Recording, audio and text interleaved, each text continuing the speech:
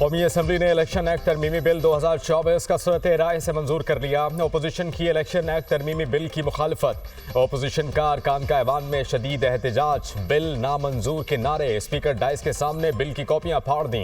वजीर कानून आजम नजीर तारड़ की अपोजिशन की तरमीम की मुखालफत। अली मोहम्मद खान ने कहा इलेक्शन एक्ट तरमीमी बिल गैर आईनी है।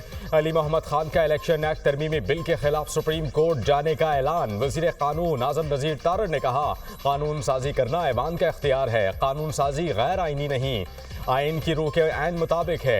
इकताली सरकार ने हलफनामे दिए, इनका ताल्लुक सुन्नी इत्तेहाद काउंसिल से है। चेयरमैन पीटीआई बैरिस्टर गौहर ने कहा बिल आइन और कानून के खिलाफ है। ये कल भी हारे हुए थे, आज भी हारे हुए हैं। मौजूदा हुकूमत का अंजाम भी हसीना वाजिद जैसा होगा। शहबाज शरीफ हसीना वाजिद को फोन करके मशवरा लें, वापस जाना कैसे है। अवाम के हक पर डाका डालने वालों का यही हाल होता है।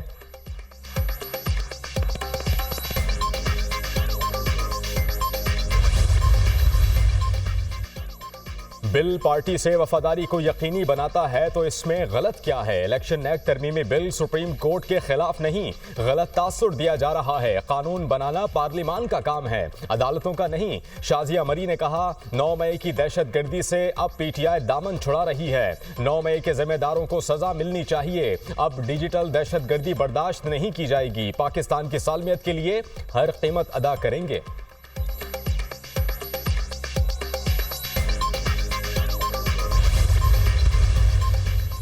मखसूस नशिस्तों पर हर सियासी जमात को मुकर्ररा वक्त तक लिस्ट जमा कराना होगी। बिल में 3 शिकों को वाज़ेह किया गया। कोई भी रुकन किसी भी जमात में शामिल हो जाए तो वापस नहीं जा सकता। बिल में आज़ाद उम्मीदवारों की हैसियत के बारे में भी वजाहत की गई। उम्मीद है सेनेट से बिल मंजूर होकर कानून की शक्ल इख्तियार करेगा। नेशनल पार्लिमानी टास्क फोर्स के कन्वीनर बिलाल अजहर कियानी की media talk.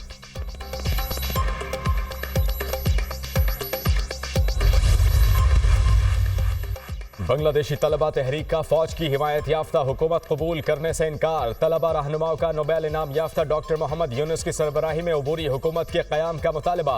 Army chief general वक़ार-उज़्ज़मा तलबा रहनुमाओं से आज मुलाकात करेंगे। वज़ीर आज़म शेख हसीना वाजिद के इस्तीफ़े के बावजूद बांग्लादेश में फसादात ना रुक सके।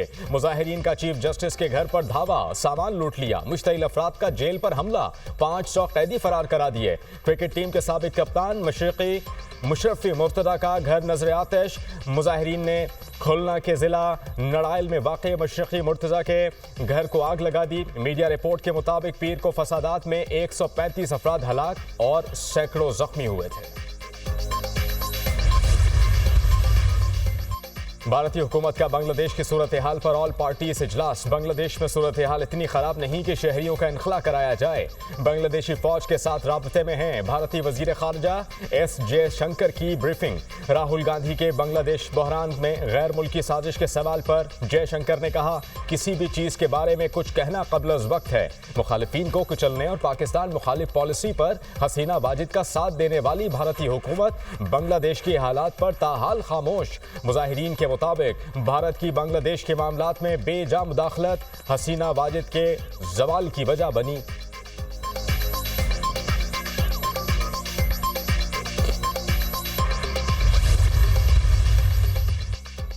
बांग्लादेशी शहरियों का साबिक वजीर आजम शेख हसीना वाजिद से नफरत का इजहार। एहतजाज का दायरा कार दुनिया के दीगर ममालिक तक भी फैल गया। न्यूयॉर्क में बांग्लादेशी शहरियों ने बांग्लादेश के कौंसलेट जनरल पर धावा बोल दिया। शहरियों ने कौंसलेट में लगी शेख मुजीबुर रहमान की तस्वीर हटा दी।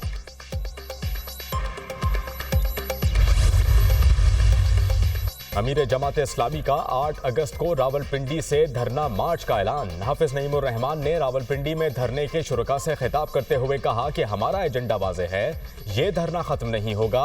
8 अगस्त को मरी रोड की तरफ मार्च करेंगे। तमाम IPPs का फॉरेंसिक ऑडिट किया जाएगा। उम्मीद है कि बिजली के बिल कम होंगे। हुकूमत सामने नहीं आ रही लेकिन परेशान जरूर हो गई।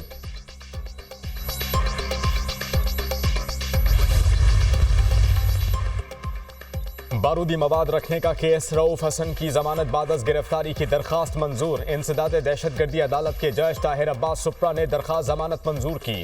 अहमद वक्कास जंजुआ के बयान के बाद रऊफ हसन को नामजद किया। अहमद वक्कास के बयान के मुताबिक रऊफ हसन ने 3 लाख दिए और अहमद वक्कास ने आगे TTP को वो पैसे दिए। प्रोसिक्यूटर के दलाइल। बिजली के प्लांट्स गलत मंसूबाबंदी के तहत लगाए गए, हुकूमत का इकरार। ज़ेर तवानाई अवैस लगारी ने कहा, माजी में कम कीमत पर प्लांट्स नहीं लगाए गए, ये हमारी गलती थी। मुल्क में लोड शेडिंग के खात्मे के लिए प्लांट्स लगाए गए, मजबूरी की हालत में पावर प्लांट्स लगाए, दुरुस्त प्लानिंग और इंडक्शन नहीं हुई।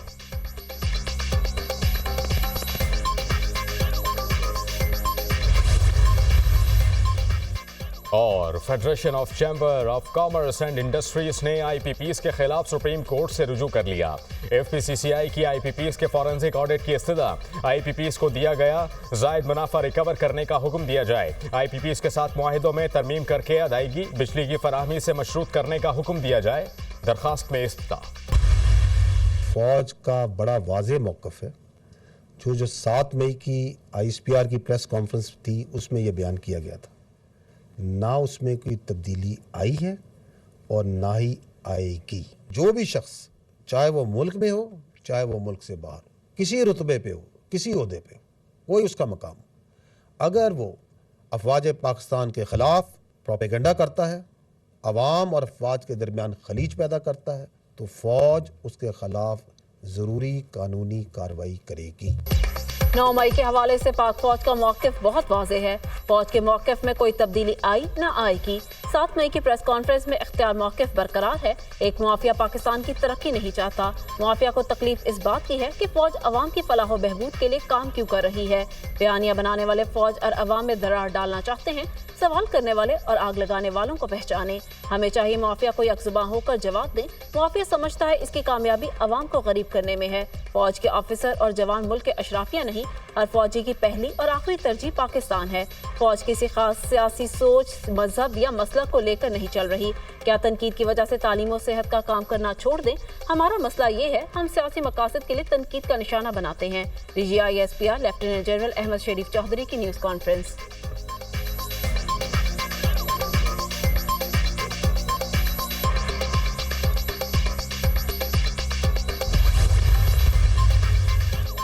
फेक न्यूज़ में मुलव्वस मुल्क हों या फिर अफराद, उनके खिलाफ कार्रवाई की जाएगी। सोशल मीडिया पर बहुत ज़्यादा फेक न्यूज़ चलाई जाती है। कानून इस तरह रास्ता नहीं बना रहा जो बनाना चाहिए। ये पहचानना होगा किस तरह सोशल मीडिया पर झूठ फैलाया जाता है। डिजिटल दहशतगर्दी पर काबू पाने के लिए कोशिश कर रहे हैं। डिजिटल दहशतगर्द बाहर से बातें करते हैं। ये बदकिस्मत और बेज़मीर लोग हैं। ये बेज़मीर लोग चंद पैसों की खातिर अवाम और इदारों के खिलाफ प्रोपेगेंडा करते हैं। बखूबी आगाह हैं बैरून मुल्क से तवातुर से कौन मुहिम चला रहा है। जनवरी से लेकर आज तक फॉरेन प्रिंट मीडिया में 127 आर्टिकल्स लिखे जा चुके। इसके अलावा सियासी लॉबिंग की जाती है। सिफारत खानों के सामने एहतजाज करवाए जाते हैं। इस पर बहुत पैसा लगाया जाता है और लॉबिंग फर्म्स हायर करके एक बयानिया बनाया जाता है। काश ये बयानिया बनाने वाले गजा में शहादतों के खिलाफ बनाते। बयानिया ये बनाया जा रहा है कि पाकिस्तान की मदद ना की जाए। ये बयानिया बनाने के लिए पैसा किधर से आ रहा है? जो स्पॉन्सर्स हैं वो कोई ना कोई तो कीमत मांगेंगे। इनको पाकिस्तान में इंतशार चाहिए। इंतशार फैलाने वालों को कौम जानती है। DGISPR।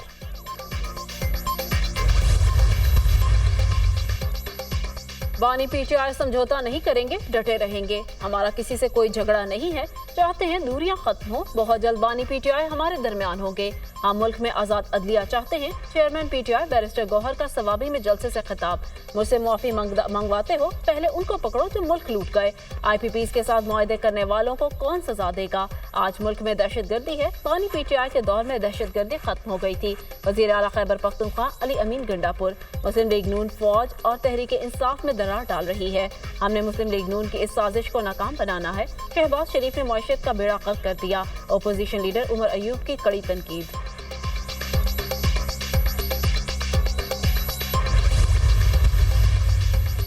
स्वाबी में जलसा, जाली हुकूमत के खात्मे और बानी PTI की रिहाई की नवीद है। लाखों अफराद ने जलसे में शिरकत करके जाली हुकूमत को आखिरी वार्निंग दी। ये मजमा इस्लामाबाद का रुख कर ले तो क्या होगा? जाली हुकूमत के नुमाइंदगान को छुपने की जगह नहीं मिलेगी। मुशीर इत्तलात खैबर पख्तूनख्वा बैरिस्टर सैफ का रद्द अमल।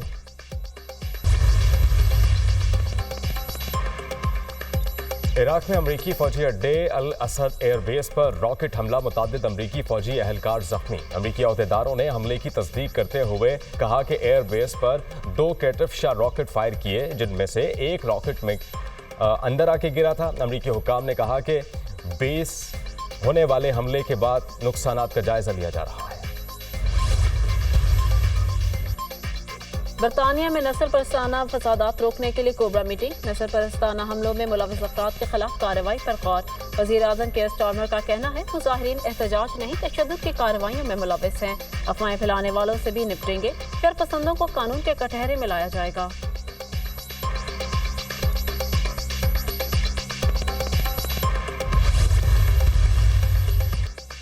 कमला हैरिस ने फॉक्स न्यूज पर मुबाहिसे से मुताल्लिक ट्रंप की पेशकश मुस्तरद कर दी। कमला हैरिस डोनाल्ड ट्रंप की जानिब से पहले से तय ABC न्यूज पर मुबाहिसे के लिए तैयार। कमला हैरिस अपने नायब सदारती उम्मीदवार के नाम का ऐलान कल पेंसिल्वेनिया में करेंगी।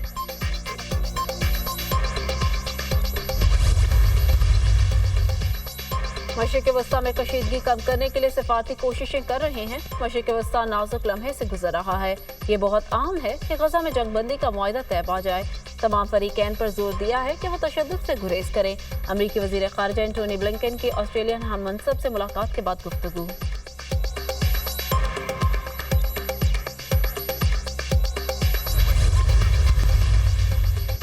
PCB का बांग्लादेश क्रिकेट बोर्ड से राबता। PCB की बांग्लादेश को क़ब्ल अज़ वक्त टेस्ट टीम पाकिस्तान भेजने की पेशकश मौजूद।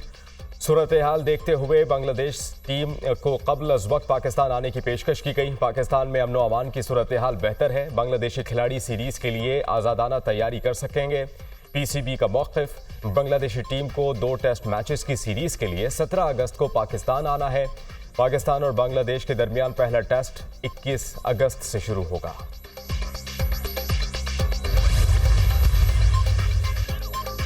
पेरिस ओलंपिक्स में मेडल्स की जंग। अमेरिका 21 गोल्ड, 30 सिल्वर और 28 ब्रॉन्ज मेडल्स के साथ पहले नंबर पर। चीन की सोने के 21, चांदी के 18 और कांसे के 14 तमगों के साथ दूसरी पोजीशन। फ्रांस और ऑस्ट्रेलिया 13-13 तलाई तमगों के साथ तीसरे और चौथे नंबर पर मौजूद। बरतानिया की केली हॉजिंसन ने 800 मीटर रेस में गोल्ड मेडल जीत लिया। कीनिया की जेप ने खातून की 5000 मीटर रेस में तलाई तमगा अपने नाम कर लिया। स्वीडन के आमन ने मर्दों के पोल वॉल्ट में सोने का तमगा जीतकर 6.25 मीटर का नया आलमी रिकॉर्ड कायम कर लिया।